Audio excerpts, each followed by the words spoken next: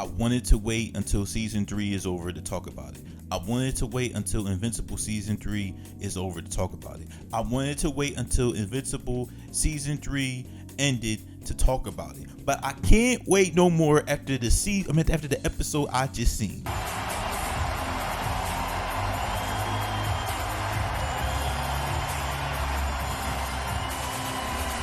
This latest episode was fucking awesome, bro.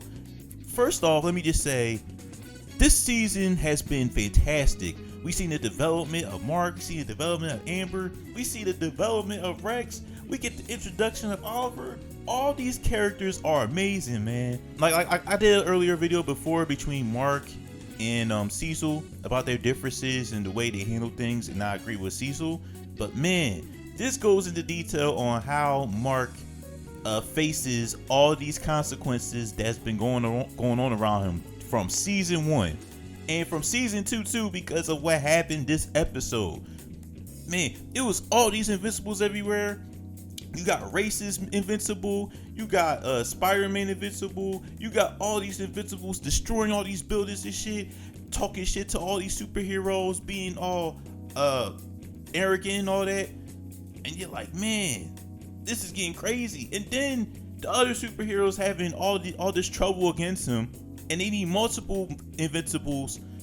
Multiple heroes so they can fight this Invincible. They had a recreation of the first episode of season 1 when they went into the Guardians of the Globe hideout. That was crazy. I thought we was gonna get a rerun when Darkwing came in and put his foot down, and the Invincible grabbed his foot and slammed it to the ground. I was like, no, not again. Man, the development of Rex was great. And let me just say, it's gonna be spoilers, because if you watch this, you already watched the last episode that just came out. Rest in peace to my guy Rex, man. I hated this man from the first season. He was a jerk. He was a weirdo. He was dumb. He keep being arrogant to Mark, being a hater and all that. But then during these 2 seasons, these past 2 seasons, he's been funny. He's been charming. He's been great. He learned his ways of being a better hero, and he ended sacrificing his life against an Invincible. Man, Rex became one of my favorite characters. I can't believe this, man.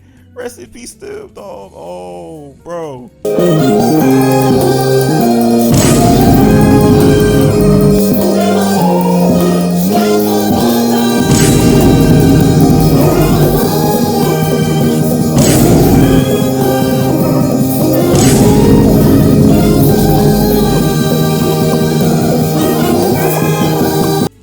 Has been great so far, but I see people complain about certain episodes have been filler. Certain episodes has been like a waste of time, including last episode, which I don't understand, because last episode was great.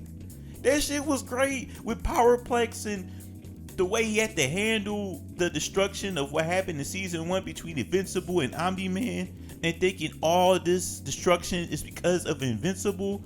And him trying to get his lick back for what has happened to his sister and his sister's daughter, and trying to fight him. Like, how can you not like that? But it's a waste of time.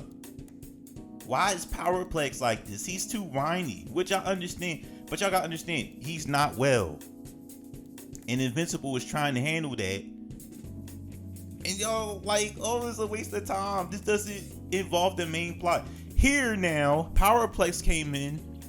He got his lick back from one of the multiverse Invincibles, and then at the end, he's like, "How you gonna let this? You see what happened? Does everybody see what happened on his Kevin Owens shit from WWE? Like, does everybody see this Invincible and are just cool with this? Oh man! So next time y'all say, "Oh, this is a waste of time," just know it's gonna turn back around and be a part of the main plot, so it can develop Mark's character moving forward. Man, there is a lot going on, bro. Invincible goes up against Angstrom, and then he almost kills him, but sees Oliver watching him. He's like, damn, I can't let Oliver see this. He gonna try to kill again. So he second guessed himself, and Angstrom, was able to escape. And the way, and at the beginning, at first they lost me. That's the one thing this season that they almost lost me on, was how Angstrom was supposed to come back. But it makes sense that he would have a backup plan. But still, his brain mushed. But I guess he a superpower being, so I guess that's why his brain is like powerful enough to hold himself a little bit until he can find, he can find fixers, which he did in another dimension, and help him stay alive.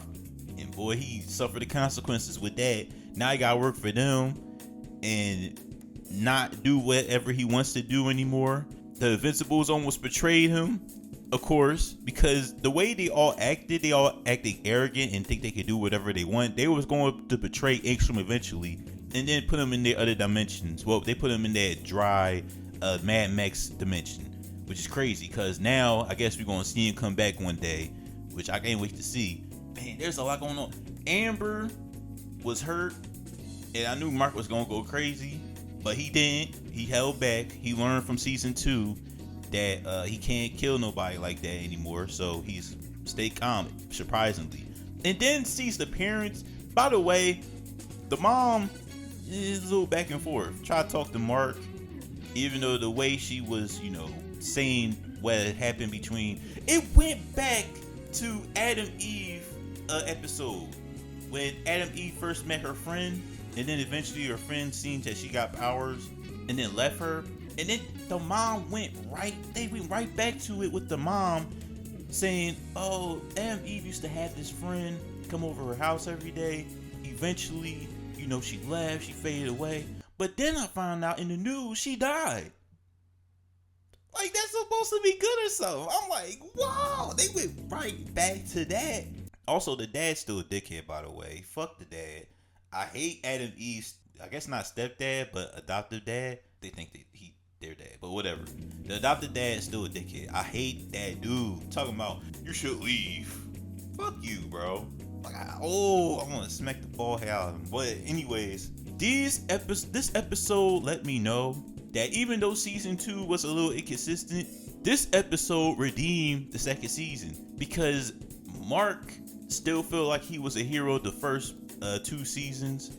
Think, I have to do this, I have to save the people, I have to do everything without thinking the consequences of everything.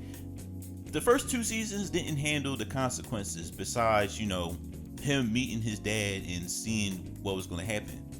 This season is all about consequences. It's all about him facing the trials and tribulations that he has caused for the past 2 seasons with his dad, with Angstrom, with the things going on with the Titan, the Beast chick, the Beast Tiger, the other Viltrumites that came over. This season is all about the consequences and him facing all of it. Mark facing all of it. And then the best part about this episode, which is crazy because it has all these other best parts, was that the man that these Invincible comic book readers have been telling us, the man that they been hyping up, he's here. Conquest is here, bro. I was like, whoa, this quickly? And Jeffrey Dean Morgan is playing him. Everything is just overwhelming right now. Man, this episode was fantastic. I can't wait till episode 8, man. I cannot wait. I was going to wait, like I said before, I was going to wait until the end of, this season was happening to talk about it, but I had to talk about this episode, man. I'm just too hyped.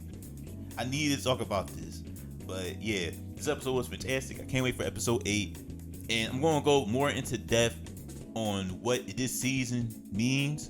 But overall, great. Better than season 1. Easily to me. Only thing season 1 had was shock value. That was just it. With Omni-Man destroying the Golden Globe and the fact that he kicked his son ass in episode 7. That was it. This episode is consistently great and had a high trajectory from episode 1 to now. Like, this is crazy, bro.